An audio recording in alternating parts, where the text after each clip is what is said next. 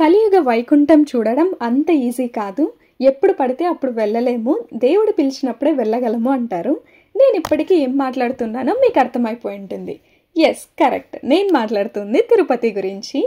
So మేమైతే ఈ year 3rd time plan చేసాము. సక్సెస్ఫుల్గా దర్శనం కూడా బాగా కంప్లీట్ అయిపోయింది. నేనైతే నా జర్నీ మీతో షేర్ చేసుకుంటున్నాను.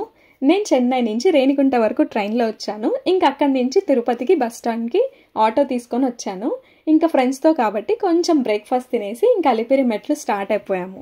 వై అలిపిరి, వై నాట్ శ్రీవారి మెట్లు అంటారా? శ్రీవారి మెట్లు కొంచెం షార్ట్ కట్ అనిపిస్తుంది. ఇంక ఈ ఫారెస్ట్ వైబ్ ఇలా నీట్గా ఏమి ఉండదు, స్ట్రైట్గా మెట్లు ఎక్కుతున్న ఫీలింగే వస్తుంది.